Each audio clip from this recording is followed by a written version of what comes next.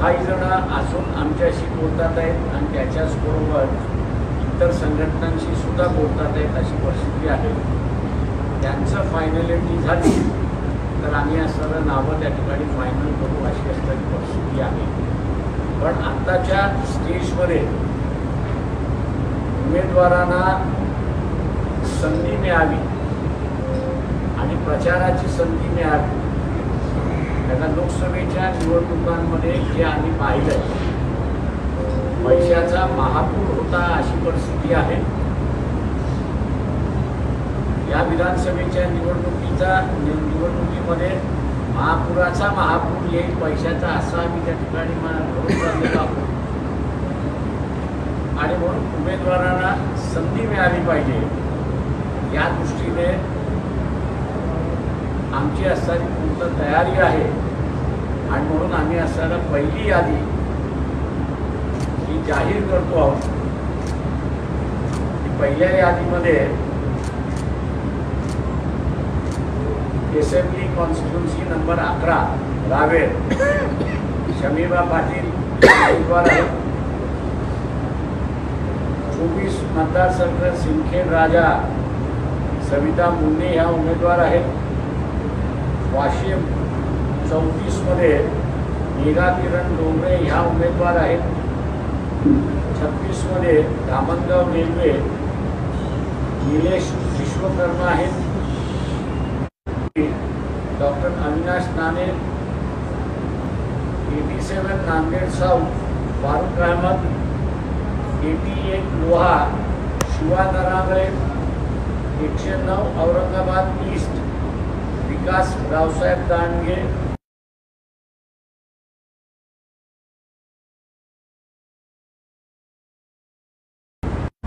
संग्राम कृष्णा माने ही पहिली यादी आम्ही त्या ठिकाणी जाहीर करतो।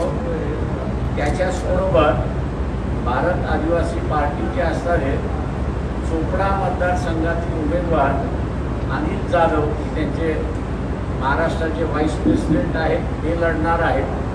आणि गोंडवाना पार्टीचे असणारे महाराष्ट्राचे जे प्रमुख आहेत हरीश उईके हे नागपूरमधल्या रामटेक मतदारसंघातून त्या ठिकाणी लढणार आहेत।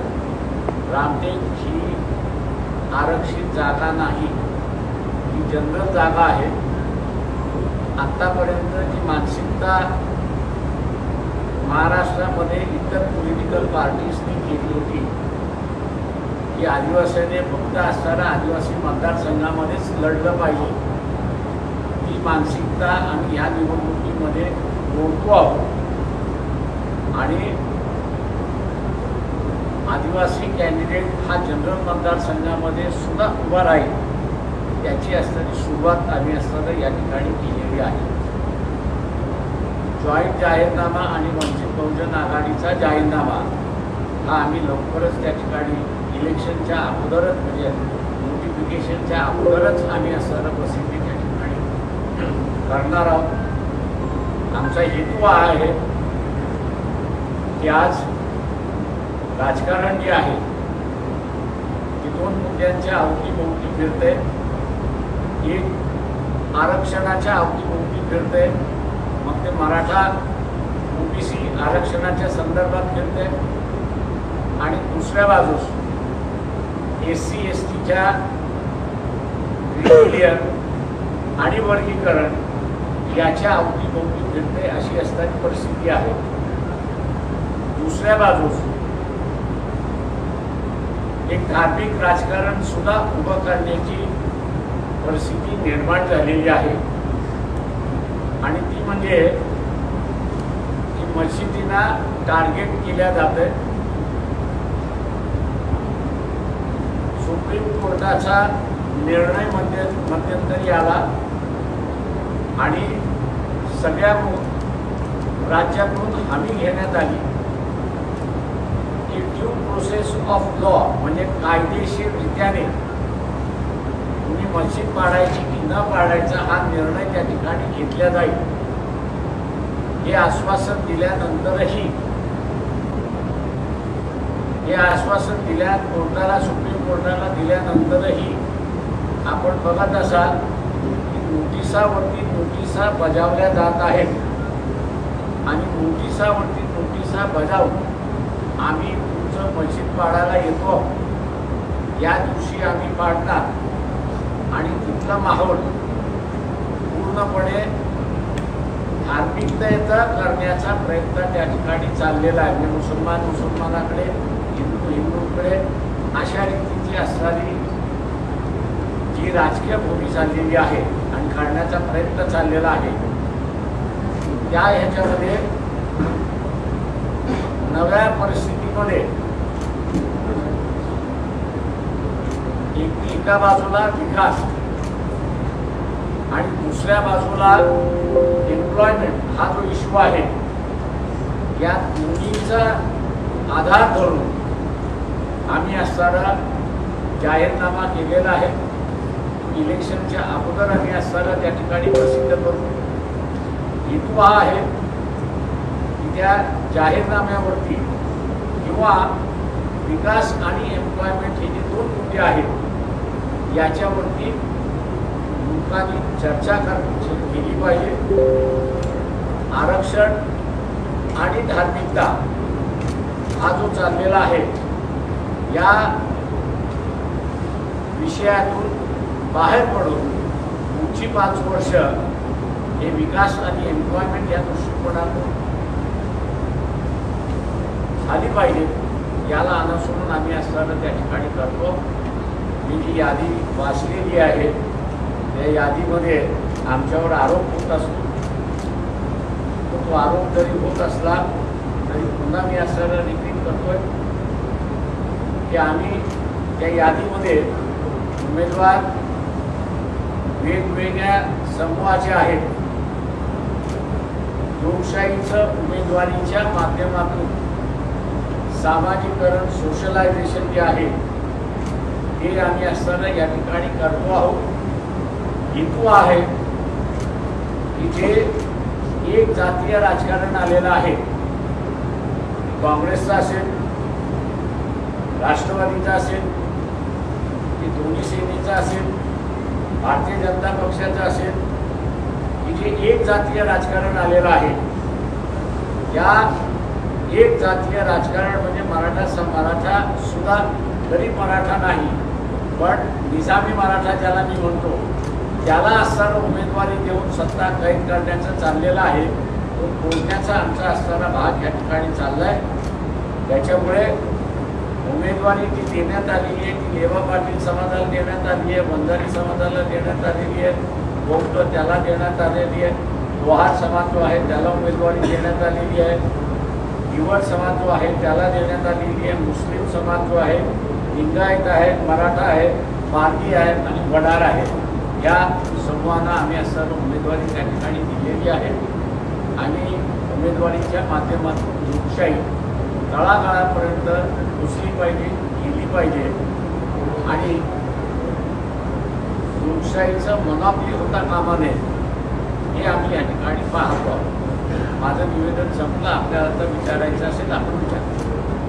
तिसऱ्या आघाडीमध्ये तुमच्या संभाजीराजे, बच्चू कडू, वामनराव चटप, राजू शेट्टी यांच्याशी काही चर्चा झाली? ते आम्ही असणारं जे आहे वामनराव चटप आमच्या बरोबर असणारं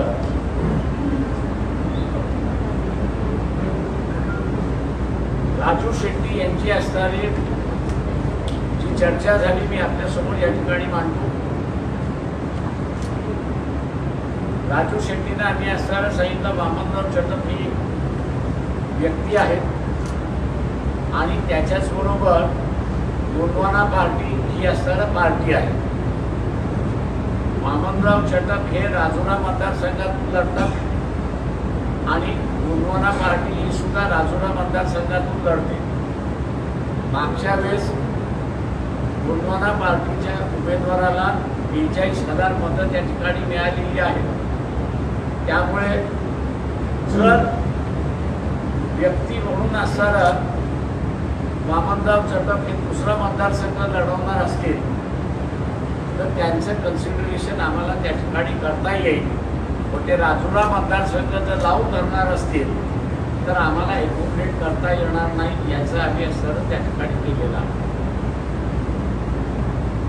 आणि म्हणून राजू शेट्टी यांना आम्ही असं सजेशन त्या ठिकाणी दिलं होतं की आपण महाराष्ट्राच्या पातळीवरती बोलण्याऐवजी रिजनल पार्टीवरती आपण असताना बोललो. तेव्हा रिजनल पार्टीवरती बोलत असताना पश्चिम महाराष्ट्रामध्ये त्यांना किती जागा पाहिजे याची त्यांनी आम्हाला लिस्ट त्या ठिकाणी दिलेली आहे. आता त्यांना ठरवायचं आहे की आमच्याबरोबर बसतात. लिस्ट आमच्याकडे आलेली आहे मतदारसंघाची, मी काही वाचून दाखवत नाही. त्यांना आता ठरवायचं आहे की त्या ज्या आघाडीबरोबर बसणार आहेत त्याच्यातून शिरोळ मतदारसंघामध्ये त्याला बेनिफिट होणार आहे की वंचित बरोबर बसल्यानंतर त्यांना शिरोळ मतदारसंघामध्ये बेनिफिट होणार आहे याचा निर्णय त्यांनी असताना करायचा आहे. आणि त्यांना आम्ही असताना हे कम्युनिकेट केलेलं आहे की लवकरच आम्हाला कम्युनिकेट करतील अशी अपेक्षा आहे. बच्चू कडू काय सोबत येतात का, त्यांच्याशी काही चर्चा सुरू आहे? ते बच्चू कडू बरोबर आमचा असताना जमू शकत नाही आहे. त्याच्यावरतीही आम्ही त्यांना कम्युनिकेट केलं आणि म्हणून रिजन वाईज तुम्ही बसला तर अधिक चांगलं आहे असं मी त्या ठिकाणी म्हणालो. कारण का यांच्या आघाडीमध्ये उत्तर नाही आहेत अशी परिस्थिती आहे. त्याच्यामुळे ही आघाडी शेतकरी संघटना म्हणून होऊ नये असं त्या ठिकाणी मानत नाही. सर, प्रकाश शेट्टी यांच्याबरोबर मागच्या वेळेस चर्चा झाली होती, मात्र काही होऊ शकलं नाही लोकसभा निवडणुकीदरम्यान. यावेळेस काही कोणाची चर्चा झाली नव्हती लोकसभेत. यंदा काही तशा चान्सेस आहेत ओबीसी वर्गाचं एकूणच वोट मानण्याचा प्रयत्न त्यांच्याकडनंही तुमच्याकडनंही एकूण होताना दिसतो आहे. अशा परिस्थितीमध्ये काही आम्हाला अजून कोणाचा प्रस्ताव आलेला नाही. ओबीसी संघटना काही आपल्या संपर्कात आहेत? जिल्ह्यातल्या ज्या ओबीसी संघटना आहेत त्या सगळ्या आमच्या असणाऱ्या संपर्कात नुसत्या नाही आहेत, तर त्या ठिकाणी प्रत्येक जिल्ह्यामध्ये त्यांचा सहभाग हा निवडणुकीच्या प्रक्रियेमधला आहे. आणि प्रत्येक जिल्ह्यामध्ये वंचित बहुजन आघाडी आणि ह्या ज्या सगळ्या ओबीसी संघटना ज्या आहेत त्यांचं एक संघटन जिल्ह्यापुरतं उभं राहिलेलं आहे. आणि सिलेक्शन ऑफ कॅन्डिडेटपासून ते कॅम्पेनिंगपर्यंत जिल्हा कमिट्या ठरवणार आहेत अशी परिस्थिती आहे. वंचितचा मतदानाचा टक्का किती वाढेल या सगळ्या संपूर्ण प्रक्रियेनंतर? कारण लोकसभेला तो काहीसा घसरला होता, तर आता पुन्हा वाढू शकतो का आपलं त्याच्यात? मी असताना या ठिकाणी मानतोय की आरक्षणावरची असणारी जी भूमिका आहे की ज्याच्यावरती जरांगे पाटील यांची जी मागणी आहे की मराठा समाजाला ओबीसीतून आरक्षण द्यावं अशी जी मागणी आहे त्या मागणीला काँग्रेसने, एनसीपीने किंवा उद्धव ठाकरे यांनी कुठलंही वक्तव्य केलेलं नाही. आणि त्यामुळे ओबीसीने असं वाटतंय की लोकसभेमध्ये ओबीसीला उमेदवारी मिळाली नाही या तिन्ही पक्षांकडून. जी काही उमेदवारी मिळाली ती सगळी असणारा श्रीमंत निजामशाही मराठ्यांना त्या ठिकाणी मिळाली. ती आपल्याला यांच्याकडून कळणार नाही. आणि म्हणून त्यांचा जो निर्णय असा होतोय की आरक्षणवादी जे पक्ष आहेत त्या आरक्षणवादी पक्षाबरोबर आपण राहिलं पाहिजे हा निर्णय व्हायला लागलेला. त्याच्यामुळे किती टक्केवारी वाढेल किती वाढणार नाही हे आज काही सांगता येत नाही. एसटी मधून धनगर आरक्षणाला वकीलच्या पाठिंबा आहे का? कोर्टाने तो निकालात काढलेला आहे. त्याच्यामुळे कोर्टाचा निर्णय हा सगळ्यांना बंधनकारक आहे. सर, आणि त्याच्यामध्ये नवीन बदल होणार असेल.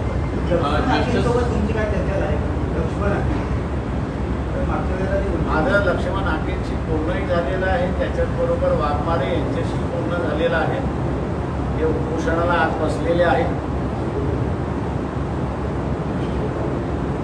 टेन्शन दोन्ही बाजूने वाढलेलं आहे की गावाच्या त्या बाजूला जरांगे आहे तर गावाच्या या बाजूला आखे आणि प्राध्यापक वाघमारे आहेत.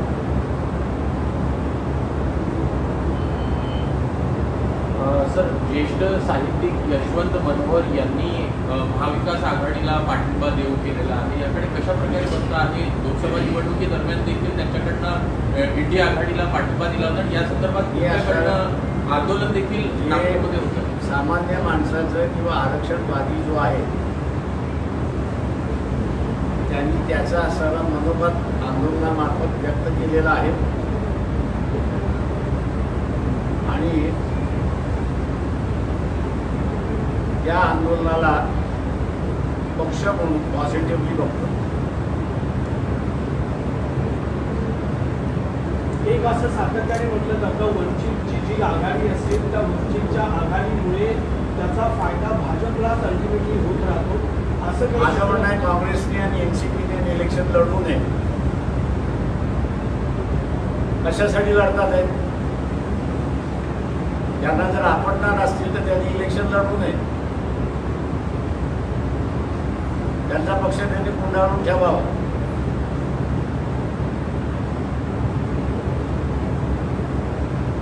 सर, पण वारंवार जे आता तुम्ही भूमिका जी घेता आहात की पॉझिटिव्हली तुम्ही आंदोलन संदर्भात घेतलं आहे. प्रश्न असा येतो की अनेक जे साहित्यिक असेल किंवा विचारवंत आहेत त्यांच्याकडनं काँग्रेसला पाठिंबा किंवा मग इंडिया आघाडीला पाठिंबा देऊ करण्यात येतोय. अशा वेळी काही चळवळीतली जी मंडळी आहेत त्याला मोठ्या प्रमाणात विरोध आपल्याला होताना पाहायला मिळतोय. याकडे कशा प्रकारे बघता आहे? वारंवार अशा प्रकारचा जे एकूण दुफळी आहे ती आपल्याला दिसते. दुफळी म्हणण्यापेक्षा विकाऊ आहेत हे दिसायला लागलेलं आहे. लोकांची नस एका बाजूला आहे आणि यांची नस दुसऱ्या बाजूला आहे हे दिसायला लागलेलं आहे. दुसरं असताना या ठिकाणी एक सांगतो, 30 तारखेला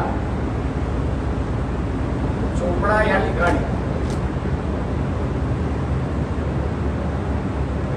आदिवासी सगळ्या संघटनांच्या वतीने वंचित त्याच्यामध्ये सहभागी आहेत. सत्ता संपन्न मेळावा आज चोपड्याला 30 तारखेला आहे. 2 तारखेला मनमाडला आहे आणि 6 तारखेला तो नागपूरला आहे. या सगळ्या ह्याच्यामध्ये सुप्रीम कोर्टाचा निर्णय जो आला, वर्गीकरणाचा निर्णय जो आला, या वर्गीकरणाच्या निर्णयामुळे आदिवासींच्या लक्षात आलेलं आहे की आपल्याकडे तो 1%, 2% शिकलेला, सवरलेला आणि लाभार्थी जो आहे कायम बाहेर जाईल आणि आपण अजून शिकलेलो नाही, सवरलेलो नाही, ग्रॅज्युएट झालेलो नाही, म्हणून आपल्याला काही मिळणार नाही अशी असणारी परिस्थिती आहे. दुसरा, त्या सत्ता संपादन मेळाव्यातला जो महत्त्वाचा मुद्दा आहे तो पेसा हा कायद्याच्या संदर्भातला आहे. पण त्याच्याच बरोबर सुप्रीम कोर्टाच्या निर्णयामुळे मोठ्या आदिवासी सर्टिफिकेटवरती जे लागले होते त्यांचं सर्टिफिकेट कोर्टाने रद्द केलं आणि त्यांना शासनाला सांगितलं पुढची कारवाई तुम्हाला काय करायची असेल ती करा. शासनाने हा निर्णय आल्यानंतर मोठ्या सर्टिफिकेटची आकडेवारी बाहेर काढली आणि ट्रायबल आदिवासींच्या मोठ्या सर्टिफिकेटवरती लागलेले 1,25,000 एम्प्लॉईज आहेत असं शासनाने त्या ठिकाणी सांगितलं. त्यांना टर्मिनेट शासनाने केलं नाही, पण त्यांना जनरल कॅटेगरीमध्ये समावेश करून घेतला. प्रमोशन मिळणार नाही, पगारवाढ मिळणार नाही, जे आहे त्याच्यावरती रिटायरमेंट होईपर्यंत आपल्याला काम करावं लागेल असा निर्णय त्या ठिकाणी झाला.